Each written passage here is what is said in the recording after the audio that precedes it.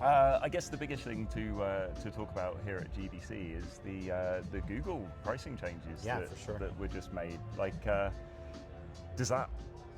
how does that impact like Appcharge and stuff? Does it? Yeah, it has various impacts over a period of time, right? And I think the net is still positive. So you have a period between now and June 30th where nothing changes. So it's business as usual. Everybody keeps doing the same things they're doing. The margins, the money all look the same. You have a little bit of a window in between on like April 9th when there's a court date to see if the settlement gets ratified between Epic and Google. So it's not been fully finalized. It's not been fully finalized yet. They've made some modifications, which I think is going to be good for the court. So originally the settlement agreement had a piece in it where there was going to be one price for IAP and then a lower price if you were doing cosmetics and skins and things like that, which I think the court saw as benefiting Epic a little bit too much. So this modification of that has pulled. It makes sense. So they pulled that piece out, and now it's one price across the board. Epic has some other benefits that they're getting, some attorney's fees and some other stuff that's in there. But ultimately, I think Tim Sweeney feels that this is a fair settlement, and Google obviously feels that it's fair and are willing to stick with it because they've made the statement that whether the settlement gets approved or not, they're going forward with this new pricing structure. And then you have, starting June 30th, basically, the major territories like the Americas will switch over to this new pricing structure. You have certain things where you have one price for existing customers and another price for new customers. This is, and it's kind of, if you're part of their developer program, you're getting the benefits of that already. Then you have another price point if you join the new developer program that they've outlined, where you can get your pricing down to as low as, say, 15% in some instances, 20% in other instances, right? But is there a to achieve the 15%, is there some form of knock-on consequence, or? That is, part of it is yet to be seen, right? Okay. So there is, in order to get that 15%, you have to join a program. I haven't seen the paperwork for what that program requires out of the developers. I've been hearing that there's something called Sidekick that comes along with this that entails some overlay that Google wants to use within the games, and developers may or may not react positively to that. Right. All those things where they're getting these benefits of what they want to do with their games and not have the platforms hands on those things too much. It's, what is the benefit worth, and what happens if you don't join that program? That's yet to be seen as well. What I was saying in terms of like the net outcome here is you end up with a little bit of a benefit on the pricing in the D2C space, depending on how you're running your campaigns. It just becomes a smaller margin that's there. Yeah. But I think one of the things that's been great is that during this period of time where D2C has been growing, the effect of being able to get to know your customer, of controlling your data, your CRMs, and all of these other things, I don't think that goes away. I think developers and publishers are very happy with that. And even though you're reducing a big chunk of the friction to be able to stay within the Google ecosystem on the payments and get closer to parity in pricing, you're still doing that at a cost of giving up these other things that I don't think the big players are going to be willing to do. I think small and medium-sized companies where they're not ready for a full D2C strategy yet, and they maybe don't have enough people to be able to manage doing all these things on the side, or even believe that they can work with a company like ours where we can manage that process for them, they may look to this as like, okay, this is great, Google can do all of this for us. But I think as they grow and in success with some of these companies, they're always going to look to how they can get an edge and how they can grow a little bit more, even eke out little bits of margin here and there. And I think D2C is going to be that way for them to do it. Yeah. And what do you see as the future of this? Like, do obviously Google's just announced these changes, and we get to see where this is going to go and everything else. But in terms of Apple? Yeah. So again, you have some options there of what can happen. So number one, Apple could look at the pressure of what's happening under Google and be like, okay, should we move and do something similar?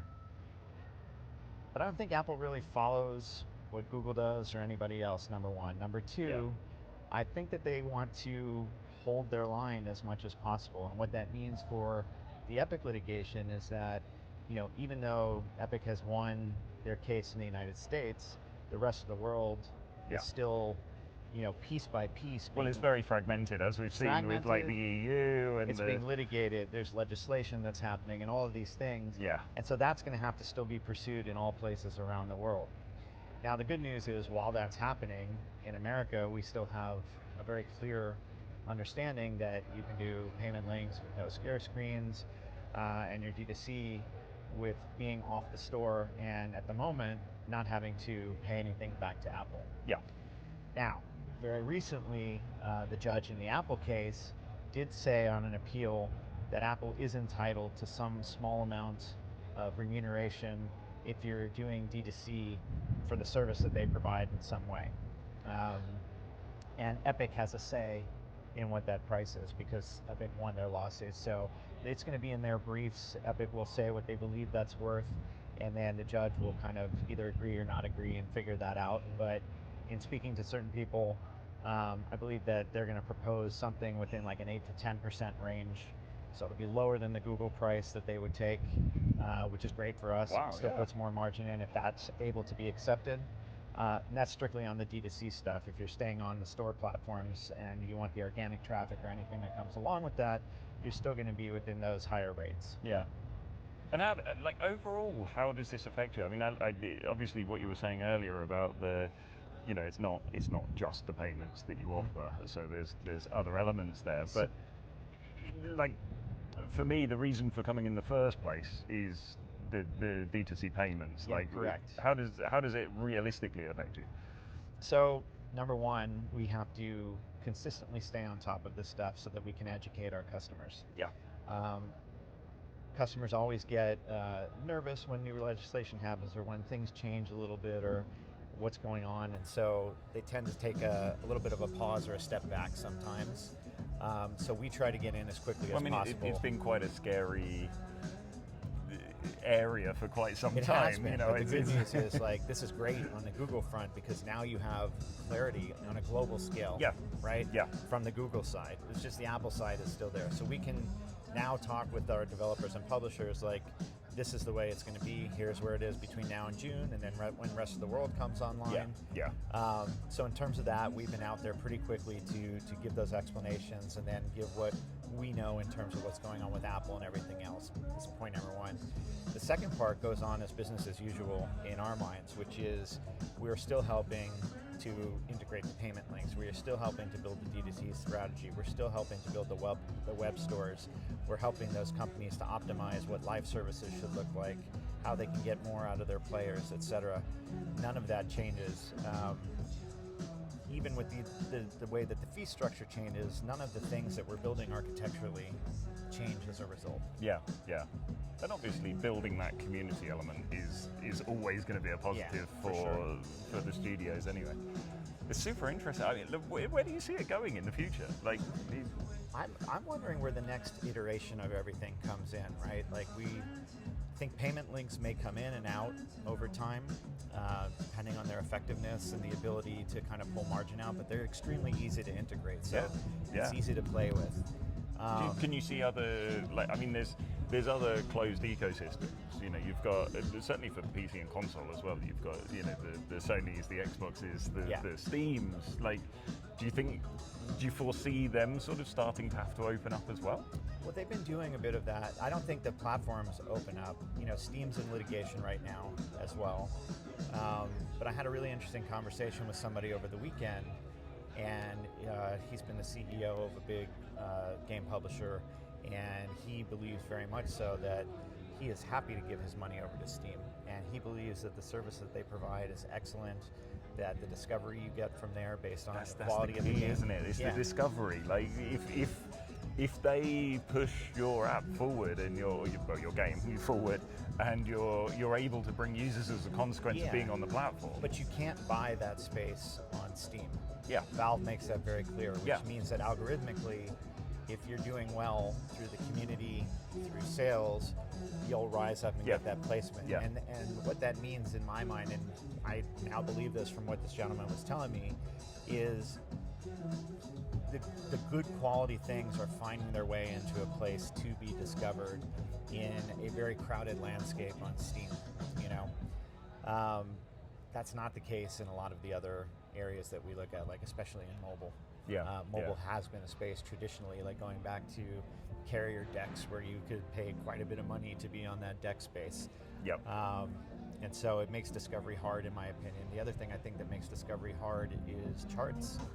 You know, charts are a means of not having things rise up. Like if charts were taken away from the general public, then they'd have to rely on other means of how do we know what to play? Well, what are my friends playing? And what's being recommended and everything like that. I think people default to go look at, what's popular on the charts. And as we know with top mobile, not a lot has changed over the last 5 years or so. Well, and I mean, that's kind of half the problem, isn't it? When you look at there's like Monopoly Go that's been a more recent title, but there's a few Chinese titles which have come in very, very strong. But outside of that, there's not many younger games that have shone through. So do you think this, like, do you think there'll be some internal sort of questions being asked at both Google and Apple in terms of how they can make that visibility stronger?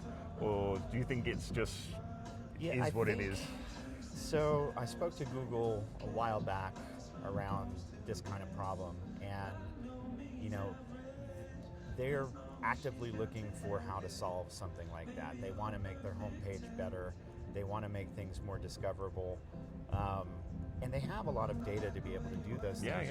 You would think, like, as a leader in AI and what they have with Gemini and everything right now, they should be able to do more. Like, if it were me, I'd be looking at, like I said, charts go away. When I sign into my account and I get on my Google screen, it's got recommendations for me based on what I've been playing in the genres that I like, where I spend the most time. And then I would have a friends list, and it would tell me what my friends are playing. And then I'd have another list that would tell me what friends are in a game right now, and do I want to join a session. Oh, taking the Roblox concept. And it's got this mechanism of, like, drawing me in a little bit. And, you seem to know what I like. And there's a lot of, back-end AI and data that goes into that. That wouldn't be very difficult to implement. Yeah, for sure. And I mean, that's like, I've got 3 kids, and that's the way that they dive into they open Roblox, and it's suddenly like, okay, so I'm just joining my friend here. They don't even look at the games that are possible to play, that kind of thing. That'd be an interesting concept on mobile, for sure. Cool. Well, thank you so much for joining me. Man. It's good to see you. It's a very nice Beautiful location day in San Francisco. Hope you have a great GDC this week. You too. Thanks. All right.